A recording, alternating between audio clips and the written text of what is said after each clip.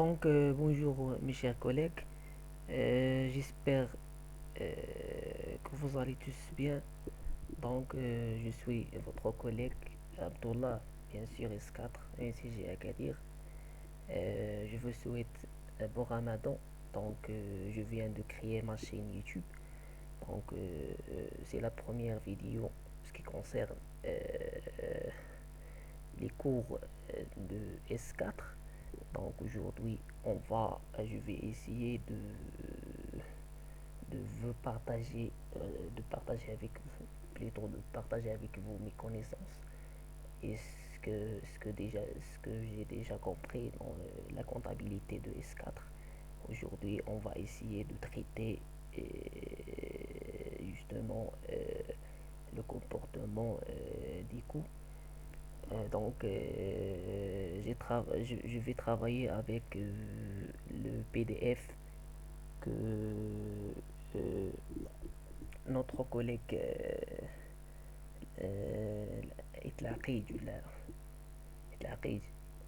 a déjà publié, donc je le remercie pour son résumé. Donc on va commencer par le premier chapitre qui concerne le comportement des coûts. Donc avant de commencer le premier thème, on va parler premièrement sur la comptabilité de gestion de S4. Donc, c'est déjà, euh, on a déjà étudié, on a déjà fait la comptabilité de gestion 1 et on va bien sûr compléter ce qu'on a fait dans S3, mais on va bien sûr introduire un nouveau thème qui vont compléter ce qu'on a déjà fait. D'accord. Donc, la comptabilité de gestion de S4, il vient pour corriger les limites de la comptabilité de gestion c'est-à-dire la première comptabilité de gestion 1, comptabilité de gestion de S3. Donc, il vient pour corriger les limites. Vous pouvez me dire quelles sont les limites de la comptabilité de gestion qu'on a déjà étudié dans le S3. Les limites, par exemple, je vais vous donner un simple exemple pour comprendre le processus. Par exemple, dans la comptabilité de gestion de S3, on ne peut pas, par exemple, savoir la rentabilité de chaque produit. On ne peut pas, par exemple, savoir les ressources qu'on a, c'est-à-dire la consommation de ressources de chaque produit. Par exemple, si on a plusieurs produits, on ne peut pas connaître combien de ressources a utilisé chaque produit. Par exemple, je vais vous donner un exemple qui est très simple. Euh, on a une société ou là, une entreprise qui fabrique par exemple 4 produits. Pour fabriquer ces 4 produits, il utilise bien sûr des machines. D'accord. Donc, cette entreprise, il utilise les machines. D'accord. Avec la comptabilité de gestion de S3, c'est-à-dire comptabilité de gestion 1 qu'on a déjà fait, on ne peut pas connaître combien chaque produit a consommé de, de machines. C'est-à-dire, on ne peut pas connaître combien des heures que chaque produit a consommé. Mais avec la comptabilité de gestion de S4, on peut connaître. C'est-à-dire, on peut connaître la consommation la consommation de ressources de chaque produit. Et par la suite, on va connaître bien sûr la rentabilité. Donc, c'est le problème que se pose dans la comptabilité de S3, c'est-à-dire on a plusieurs charges qui sont, comment on peut dire, qui sont combinées, c'est-à-dire on sait pas les détails, on sait pas les détails, c'est-à-dire la consommation de ressources de chaque produit si on a plusieurs produits. J'espère que vous avez déjà bien assimilé pourquoi on utilise la comptabilité de gestion de S4, c'est-à-dire la suite de comptabilité de S3. Euh, j'ai donné un exemple qui est très clair.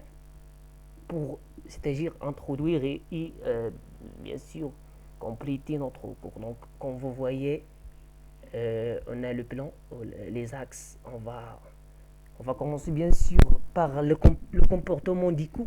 Après, c'est-à-dire essayer, on va expliquer les méthodes des cours partiels. On a fait déjà les méthodes des cours complets. Et voilà, maintenant on va essayer de étudier les méthodes des cours partiels. Donc on va commencer premièrement par le comportement des cours. Je vais essayer de vous donner juste l'essentiel. C'est-à-dire, euh, je vais pas faire tous les détails. Je vais essayer de vous donner l'essentiel, c'est-à-dire ce qui est important dans le comportement du cours, pour passer bien sûr par la suite aux méthodes des cours partiels qui sont la chose la plus importante du cours, bien sûr. Le comportement du coup n'est que, c'est-à-dire une introduction pour bien sûr avoir des idées c'est-à-dire sur la comptabilité et de gestion de. Donc pour le comportement du coût, on va commencer par la notion de coût.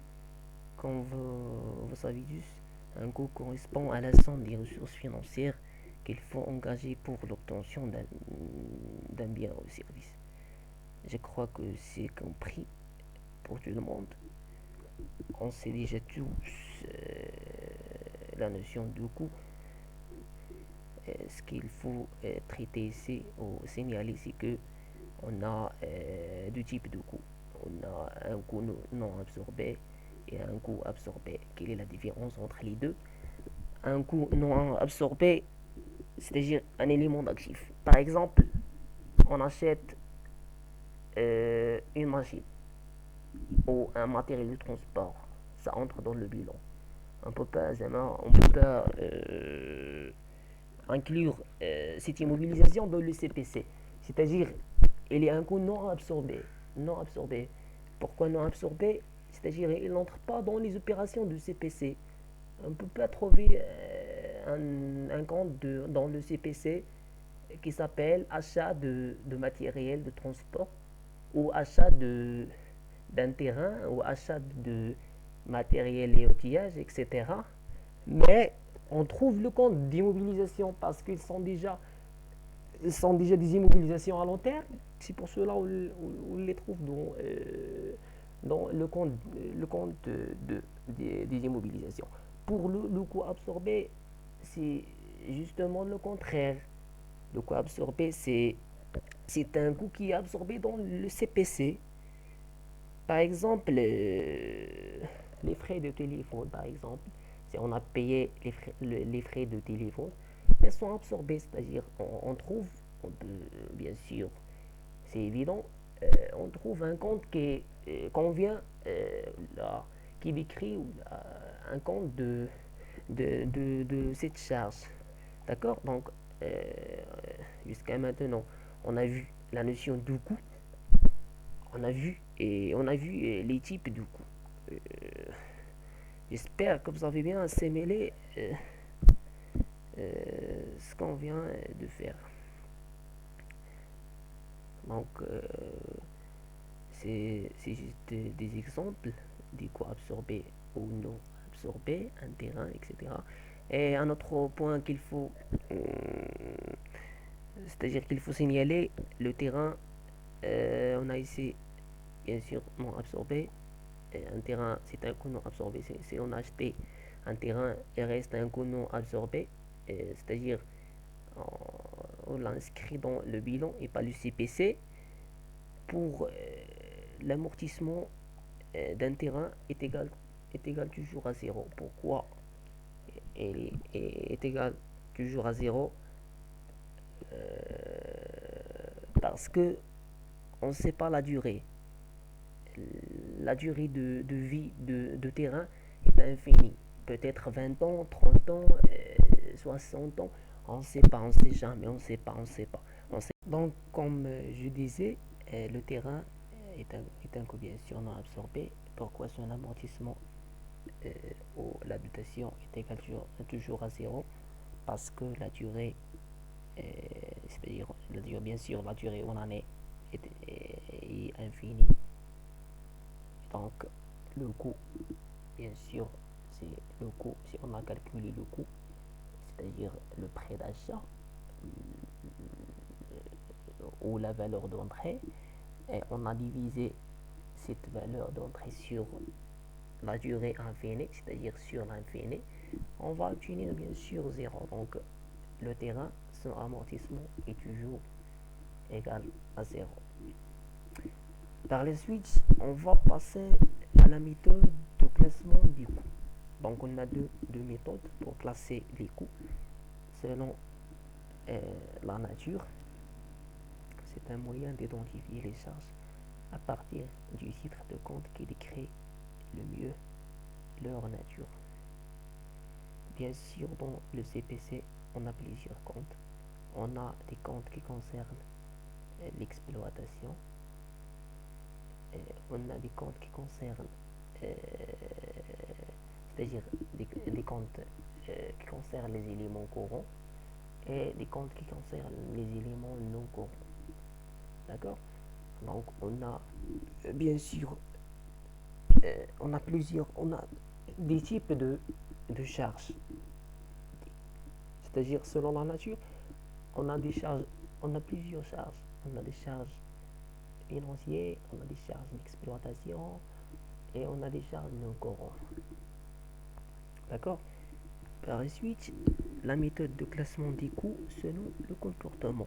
C'est un moyen d'identifier les charges à partir du titre de leur comportement suite à une variation du niveau d'activité, le volume d'activité, les coûts fixes et les coûts variables. Toutes les charges de CPC, c'est-à-dire sont divisées en deux ou trois principales types. On peut trouver soit des charges fixes ou des charges variables ou des charges semi-variables. Les charges fixes sont fixes, c'est-à-dire même si l'activité varie, ces charges restent constantes.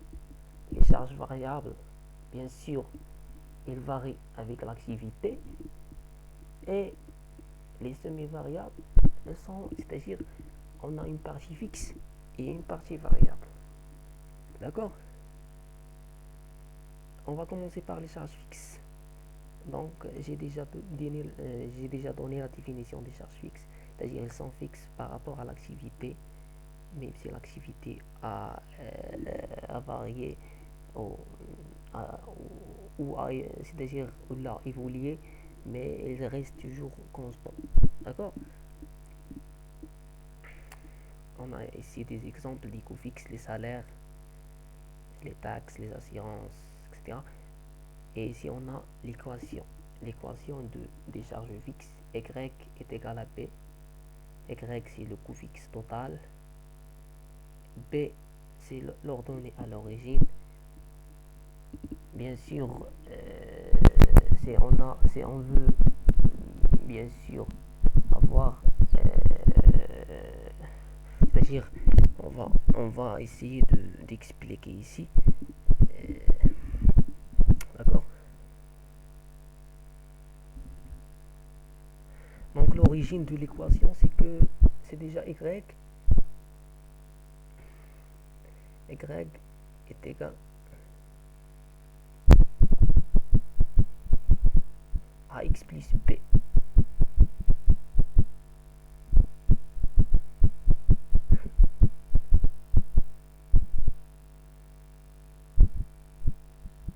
Désolé pour cette écriture. Je ne savais pas bien écrire sur pain. D'accord? Donc l'origine de l'équation, c'est y est égal à x plus p. On a ici quoi? On a y est égal à p. B, c'est la partie fixe. D'accord? A, c'est la pente D'accord? X, c'est-à-dire euh, c'est l'élément variable. D'accord? Si on a le coût est totalement fixe, on va avoir la pente est égale à 0. D'accord? Et automatiquement 0 fois x, ça donne 0. Et c'est-à-dire on va se retrouver à la fin y est égal à p. C'est-à-dire pour juste savoir pourquoi y est égal à p. D'accord? Par exemple, par la suite, pardon, on va passer les coûts variables. On a déjà défini les coûts variables, c'est-à-dire ils varient avec l'activité. Ce qui nous intéresse, c'est-à-dire ce qui est important, c'est l'équation. Pour les coûts variables, c'est justement le contraire. On a y, on a y, le coût variable total est égal à x. On n'a pas une partie fixe. On n'a pas une partie fixe, donc on va donc y va, c'est-à-dire on va trouver y est égal à x. La pente, c'est la pente, x, l'élément variable. D'accord? Donc le coût fixe est égal à 0. Par la suite, les coûts mixtes, le semi-variable. Les coûts semi-variables, c'est l'équation complète. Cette équation complète. On a l'élément variable, et l'élément fixe à la fois, c'est-à-dire on a des éléments qui sont variables et des éléments qui sont fixes dans le coût. D'accord? C'est ce qu'on appelle un coût semi-variable. Par la suite, on va passer à la séparation de la partie fixe et la partie variable d'un coût mixte. Pour ce faire, on a trois méthodes. On a trois méthodes pour séparer les deux parties. On a la méthode de diagramme de dispersion, la méthode des points extrêmes et la méthode de la régression linéaire. Moi, j'espère déjà que vous avez un peu compris ce qu'on a déjà fait. Par la suite, on va terminer notre cours. Bien sûr, on va traiter les méthodes de séparation des coûts, c'est-à-dire la partie fixe et la partie variable d'un coût mix. Et on va corriger le premier TD de comptabilité de gestion de S4. Donc j'espère que vous avez déjà un peu compris ce que mon explication. Et enfin, pour ne pas oublier, je passe en special dedication Monsieur Drbali parce que il m'a beaucoup aidé pour que mon travail, c'est-à-dire ce que je fais dans ma chaîne que je viens de créer pour que mon travail soit un peu professionnel. Je le remercie beaucoup. N'oubliez pas de, si vous avez aimé la vidéo, faire subscribe. N'oubliez pas bien sûr pour que je termine mon travail et mon explication bien sûr. Je vous souhaite bon courage et n'oubliez pas un subscribe. À bientôt, Inch'Allah. Je vous remercie.